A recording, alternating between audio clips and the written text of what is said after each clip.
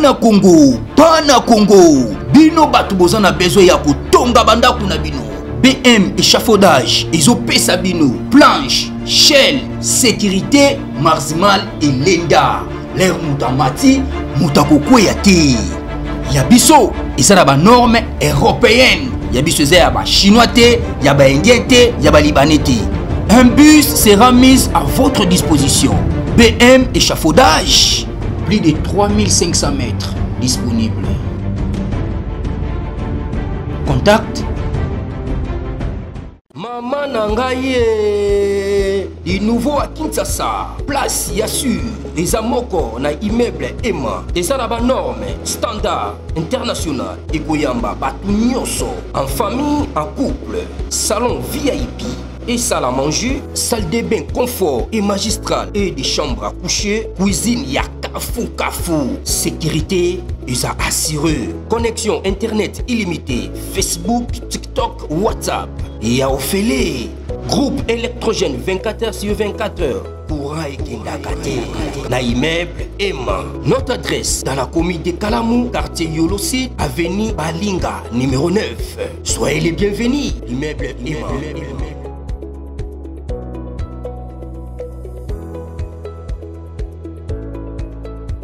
Bonjour, bonsoir, selon le moment où vous nous suivez. Ce que nous allons analyser aujourd'hui dépasse de loin une simple rumeur. Il s'agit d'un plan cynique et sanglant orchestré par Kigali pour sacrifier les Banyamulenge, manipuler l'opinion internationale et provoquer une nouvelle guerre régionale. Derrière les accords de paix signés à Washington et à Doha, se cache une stratégie machiavélique visant à transformer une communauté en bouc émissaire, tout en accusant Kinshasa et ses alliés. Dans cette analyse, nous allons plonger dans les détails de ce complot, mettre en lumière les responsabilités cachées et rappeler pourquoi seule une FARDC forte, soutenue par les populations et ses partenaires, peut déjouer ses plans et protéger l'intégrité territoriale de la République démocratique du Congo. Le document adressé à Massad Boulos par l'Union internationale des Banyamulenge éclaire d'une manière brutale la réalité des manœuvres du régime de Paul Kagame. Loin d'être un simple cri d'alarme, cette lettre démontre, preuve à l'appui, que les plans militaires du Rwanda ne se limitent pas à une confrontation avec la RDC sur le terrain classique de l'Est. Ils visent également à manipuler les perceptions, à provoquer des massacres ciblés, et surtout à réécrire l'histoire en inversant les responsabilités. Ce projet s'inscrit dans une longue tradition du FPR, hérité de la guerre de 1990 et des événements de 1994, où l'usage du discours victimaire a souvent servi de paravent aux ambitions expansionnistes. Kagame sait que le narratif du génocide, même 3 décennies après, reste son arme la plus puissante pour neutraliser toute critique et justifier toute intervention. C'est ce narratif qu'il compte à nouveau activer en transformant les Banyamulenge en victimes sacrificielles dont la mort serait imputée à Kinshasa et à Bujumbura. En analysant les décisions issues de la réunion du Congo Desk à Kigali, il apparaît clairement que l'objectif n'est pas de respecter les accords de paix. Au contraire, Kigali veut gagner du temps, repositionner ses forces et trouver un terrain plus propice pour relancer les hostilités. Le redéploiement des troupes du M23 AFC vers les groupes Twirwaneho MRDP traduit une stratégie de camouflage militaire, habiller les soldats rwandais d'un visage local afin de brouiller les pistes. Cela n'a rien de nouveau. Déjà à l'époque de Laurent-Désiré Kabila, le Rwanda utilisait des relais comme le RCD pour donner un vernis congolais à son occupation. Aujourd'hui, les noms changent. Twirwaneho, MRDP, Mai-Mai instrumentalisé, mais la méthode reste la même. Instrumentaliser des groupes locaux pour dissimuler une présence étrangère. La mission confiée au colonel Ndabagaza, avec 3 bataillons déployés dans les hauts plateaux, révèle aussi l'ambition de contrôler cette région stratégique pendant 3 ans. Pourquoi 3 ans? Parce que c'est la durée du mandat de Donald Trump, dont Kigali espère exploiter l'agenda international pour se repositionner. Le calcul est simple. Sous la protection d'une inertie diplomatique américaine, Kigali veut verrouiller Minembwe et l'utiliser comme base arrière pour préparer la prise d'Uvira et la déstabilisation du Burundi. Or, déstabiliser le Burundi ne constitue pas un caprice secondaire, c'est la pièce maîtresse. Car tant que Gitega restera aux côtés de Kinshasa, le projet expansionniste du Rwanda restera bloqué. L'alliance entre Félix Tshisekedi et Évariste Ndayishimiye, scellée lors de plusieurs rencontres bilatérales, constitue aujourd'hui une barrière que Kigali rêve de faire sauter. Mais c'est sur le plan psychologique et communautaire que le plan est le plus inquiétant. Les infiltrations dans les villages Banyamulenge ont un objectif macabre. Provoquer des affrontements internes, semer la confusion, déclencher des massacres de masse qui apparaîtraient comme le résultat d'une guerre ethnique spontanée. Or, cette guerre ne serait rien d'autre qu'une mise en scène. Des officiers RDF et leurs complices locaux, comme le colonel Gakufu et Kamasan Dakize Welcome, jouent le rôle de déclencheurs. La présence des blessés RDF, notamment ceux de l'avion écrasé à Minembwe, et la récupération de la boîte noire pour effacer les preuves de cette présence, montrent bien la détermination du Rwanda à tout effacer derrière lui, à tout nier comme il l'a toujours fait. Kigali veut le chaos, mais un chaos qui semble auto-infligé par les Congolais eux-mêmes. À ce stade, il faut rappeler que ce n'est pas la première fois que Kigali utilise les Banyamulenge comme carte stratégique. Dans les années 1990, déjà, cette communauté avait été instrumentalisée, présentée comme menacée d'extermination, afin de justifier les interventions du FPR et plus tard de l'armée rwandaise au Congo. Aujourd'hui, Kigali tente de rejouer le même scénario, mais à l'envers, créer de faux massacres et en accuser Kinshasa. C'est une politique cynique qui transforme une communauté réelle, avec ses souffrances, ses divisions et ses aspirations, en simple pion dans une partie régionale. Le danger est immense. Si ce plan réussit, il ne conduira pas seulement à la mort de centaines, voire de milliers d'innocents, mais aussi à une reconfiguration géopolitique qui affaiblirait à la fois la RDC et le Burundi. L'Union internationale des Banyamulenge a raison d'alerter Washington, car les États-Unis sont garants des accords de Washington et de Doha. Mais au-delà de l'Amérique, c'est toute la communauté internationale qui doit comprendre le piège. Kagame veut présenter le Burundi et la RDC comme bourreaux, afin de se redonner un rôle d'État protecteur ou de pacificateur forcé. Ce scénario, nous l'avons déjà vu en 1996, 1998 et 2012. À chaque fois, Kigali entre en guerre, commet des crimes, puis impose une nouvelle lecture des faits, où il apparaît en sauveur. Or, le monde doit rompre avec ce cycle. La responsabilité de Kinshasa et de ses alliés est donc claire. Renforcer immédiatement la présence des FARDC et de la FDNB sur les hauts plateaux, démanteler les infiltrations et mettre en place une communication stratégique qui expose la vérité avant que Kigali ne la déforme. Tshisekedi doit ordonner une offensive ciblée car l'attentisme ne ferait qu'offrir du terrain à Kagame.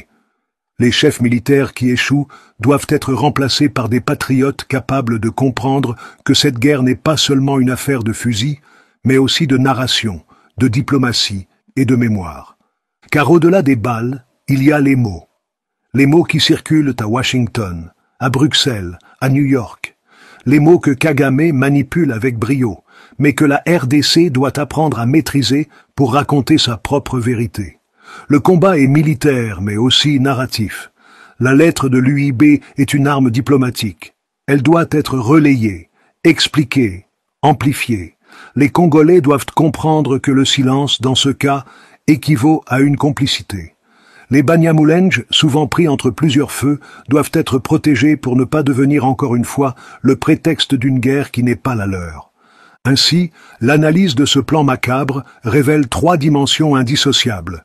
Une dimension militaire, où Kagame tente de repositionner ses forces, une dimension géopolitique, où il veut neutraliser le Burundi et affaiblir la RDC, et une dimension psychologique, où il cherche à manipuler les perceptions internationales. Face à cela, la seule réponse possible est la lucidité, la fermeté et l'unité. La RDC doit parler d'une seule voix, agir avec rapidité, et montrer que cette fois, le piège de Kigali ne prendra pas. Ce complot que l'Union internationale des Banyamulenge dénonce n'est pas une simple conjoncture militaire. Il s'inscrit dans un continuum historique qui traverse les guerres du Congo depuis les années 1990. Pour comprendre pourquoi Kagame utilise encore les Banyamulenge comme prétexte ou comme cible, il faut revenir sur l'histoire des 2 dernières décennies. Depuis 1996, Kigali a constamment justifié son intervention en RDC par 2 arguments. La nécessité de neutraliser les ex-FAR Interahamwe, devenus FDLR, et la nécessité de protéger la communauté Tutsi congolaise, en particulier les Banyamulenge. Cette double justification lui a permis d'obtenir la complaisance d'une partie de la communauté internationale, notamment des États-Unis et du Royaume-Uni, qui voyaient en Kagame un stabilisateur de la région. Or, derrière ce discours protecteur, les faits montrent que les Banyamulenge eux-mêmes ont souvent été instrumentalisés, sacrifiés ou poussés dans des conflits qui dépassaient largement leurs intérêts locaux. L'exemple de 1996 est révélateur. Lorsque l'AFDL, dirigée officiellement par Laurent-Désiré Kabila, mais orchestrée en réalité par Kagame et Museveni, envahit le Zaïre, les Banyamulenge sont présentés comme une communauté persécutée par Mobutu et ses alliés. Ce narratif permet de justifier l'agression, mais une fois la victoire acquise, les Banyamulenge se retrouvent isolés, pris en étau entre leur appartenance congolaise et l'exploitation politique de leur identité par Kigali. Aujourd'hui encore, Kagame tente de rejouer cette carte, mais avec une inversion cynique. Au lieu de dire qu'il les protège, il organise leur infiltration, provoque des affrontements internes et cherche à transformer leur mort en prétexte d'accusation contre Kinshasa. C'est là une stratégie raffinée, mais profondément perverse. Utiliser une minorité vulnérable comme bouclier narratif. En organisant des massacres qui seront imputés au FARDC ou à des milices locales, Kigali espère créer un choc médiatique qui réactivera l'argument du génocide des Tutsis, cette fois au Congo. Kagame sait que dans les cercles diplomatiques occidentaux, ce mot génocide reste un mot-clé puissant, capable de suspendre les jugements rationnels et d'attirer des soutiens immédiats. Il mise sur la mémoire sélective de 1994 pour imposer une lecture biaisée de 2025. Mais cette fois, la situation est différente. D'abord parce que la RDC, sous Tshisekedi, n'est plus le pays paralysé et complice qu'il était sous Joseph Kabila. Kinshasa a retrouvé une voie diplomatique forte, a mobilisé l'opinion publique nationale et internationale, et a révélé à plusieurs reprises la présence directe du RDF sur son sol. Les discours de Patrick Mouyaya, les communiqués de Christophe Lutundula et la diplomatie de Thérèse Kayikwamba Wagner ont contribué à briser le silence qui entourait souvent l'agression rwandaise. Ensuite, parce que le Burundi n'est plus l'État fragilisé qu'il fut en 2015 lors des tentatives de coup d'État. Le président Évariste Ndayishimiye a renforcé ses institutions, consolidé ses alliances militaires et s'est aligné fermement avec Kinshasa contre Kigali. Ce front commun rend beaucoup plus difficile la tâche de Kagame, qui ne peut plus s'appuyer sur la division des voisins pour avancer. L'histoire récente du M23 illustre aussi les limites de la stratégie rwandaise. En 2012, lorsque ce mouvement surgit dans le Nord Kivu, il réussit à prendre Goma, mais sa victoire est de courte durée. Sous la pression internationale et régionale, il est contraint de se retirer, et ses chefs signent des accords qu'ils ne respecteront jamais. En 2022-2023, le M23 ressuscite, avec le soutien évident du RDF, mais cette fois, il se heurte à une résistance populaire incarnée par les Wazalendo. Ce sursaut patriotique prouve que la société congolaise n'accepte plus l'occupation silencieuse. Les populations, jadis désarmées et résignées, ont compris que la survie de la nation exige leur engagement direct aux côtés des FARDC. Kagame a sous-estimé ce réveil populaire, et c'est précisément ce qui rend ces nouvelles manœuvres plus désespérées. La lettre de l'UIB révèle aussi un autre point crucial, l'implication persistante de Joseph Kabila. Même après avoir quitté le pouvoir, Kabila continue d'apparaître dans les réseaux de complicité qui relient Kigali à certains acteurs congolais. Le rappel que le Red Tabara fut soutenu et facilité sous sa présidence montre que Kabila n'a jamais cessé d'être un relais pour les intérêts rwandais. Cette collusion historique explique pourquoi Tshisekedi a entrepris une purge progressive des généraux et politiciens liés à l'ancien régime. Car toute stratégie de défense nationale échouerait si l'État profond kabiliste restait infiltré dans les institutions militaires et sécuritaires. L'alerte donnée à Washington souligne la dimension internationale de cette crise. Les États-Unis, garants des accords de paix du 27 juin 2025, ne peuvent se permettre d'ignorer une telle manipulation. Si Kigali réussit à orchestrer de faux massacres imputés au FARDC, l'accord de Washington perdrait toute crédibilité. Donald Trump, qui a mis son poids dans ce processus, risquerait de voir son initiative échouer, ce qui serait exploité par ses adversaires politiques.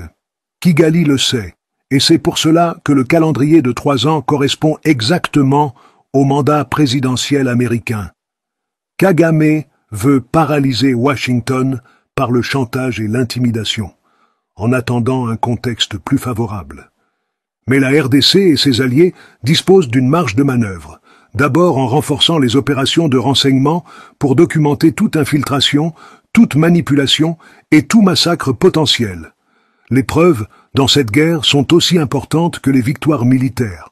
Ensuite, en anticipant diplomatiquement, il faut prévenir les chancelleries, informer les ONG internationales, préparer des campagnes de communication qui exposent le modus operandi de Kigali avant même que les faits ne surviennent. Prévenir, c'est déjà neutraliser une partie du piège. Enfin, sur le terrain, il est impératif que Tshisekedi ordonne une offensive coordonnée avec l'appui des Wazalendo et des alliés burundais. Attendre serait laisser à Kagame l'initiative, et dans ce genre de guerre, l'initiative est la clé. Ce qui se joue aujourd'hui dans les hauts plateaux de Minembwe dépasse la simple question des Banyamulenge. C'est l'avenir de toute la région des Grands Lacs qui est en jeu.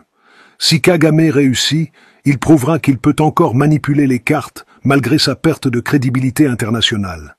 Si la RDC et ses alliés réussissent à déjouer ce plan, ce sera un tournant historique. La fin de l'impunité rwandaise, le début d'un nouvel ordre régional où les dictateurs ne peuvent ne plus se cacher derrière des narratifs fabriqués.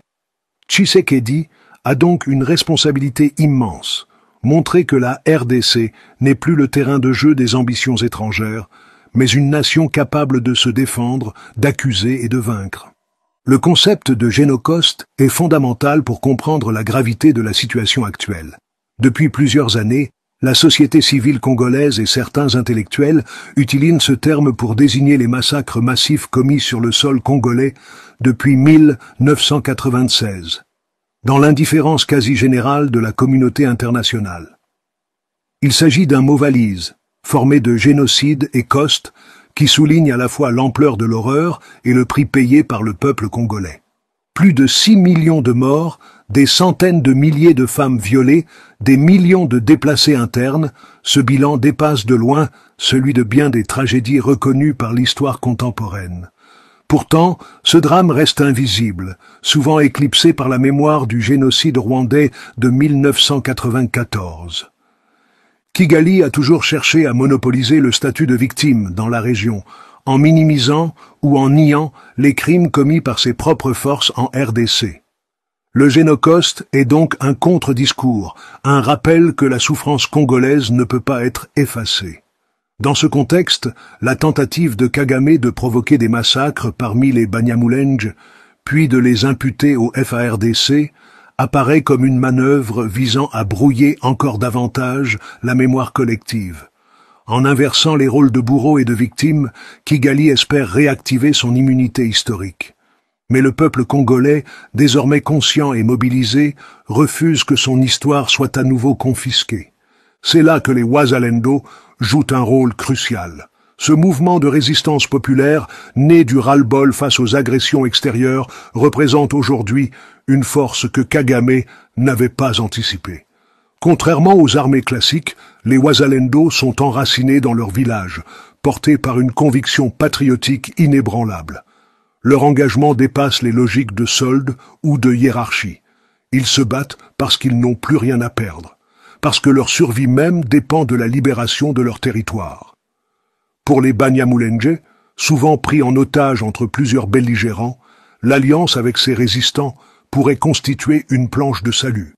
Si Kinshasa parvient à intégrer les Wazalendo dans une stratégie nationale cohérente, ils deviendront le bouclier qui empêchera Kigali de transformer les hauts plateaux en laboratoire de massacre. L'histoire des dictateurs africains fournit aussi des leçons précieuses.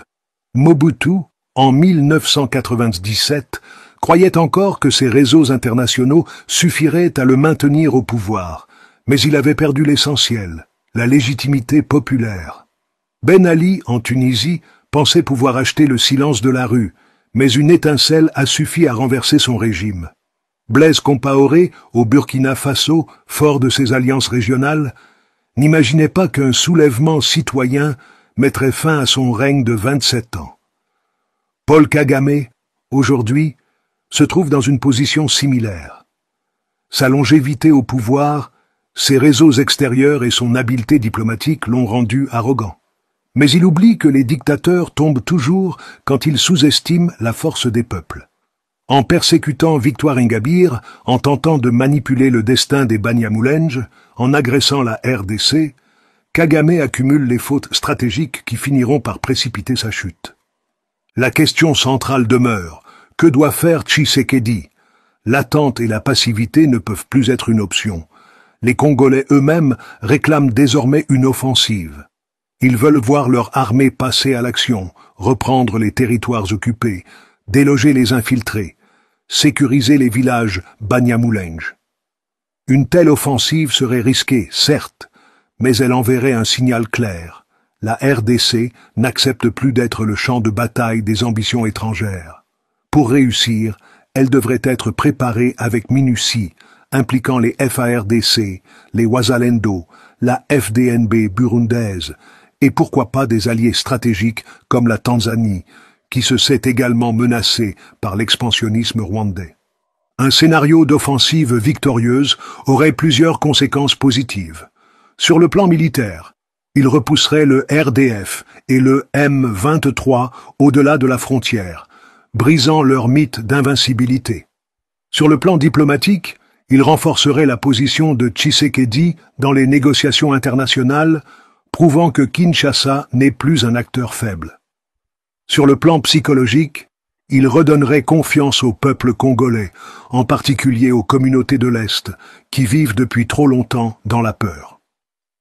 Enfin, sur le plan régional, il enverrait un avertissement clair à Museveni et à tout autre acteur tentant d'imiter Kagame. La RDC est debout et prête à se défendre. Bien sûr, Kagame tenterait de transformer une telle offensive en prétexte pour accuser Kinshasa de génocide contre les Tutsis.